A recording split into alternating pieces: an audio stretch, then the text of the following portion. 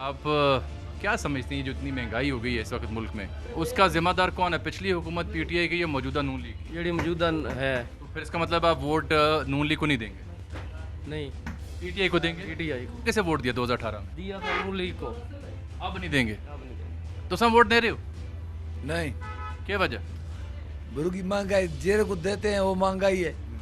अब वोट देना ही नहीं, भाषा चाहिए ही नहीं, ऐसे चले बस अंग्रेजों की कतार चलो बाबा। वोट दे रहे हैं किसी को, ਭਾਜੀ ਹਲੇ ਤੇ ਆਪਣੇ ਵੋਟ ਬਣੇ ਹੋਏ ਨੇ ਉਹਦੀ ਕੀ ਵਜ੍ਹਾ ਬਣੀ? ਉਨੀ ਵਜ੍ਹਾ ਅੱਗੇ ਥੋੜਾ ਕੁਝ ਹੋ ਗਿਆ तो फिर वोट नहीं देना, ਵੋਟ ਦੇਣ ਦਾ ਫਾਇਦਾ ਹੀ ਕੋਈ ਨਹੀਂ कोई फायदा नहीं। तुसी वोट दोगे?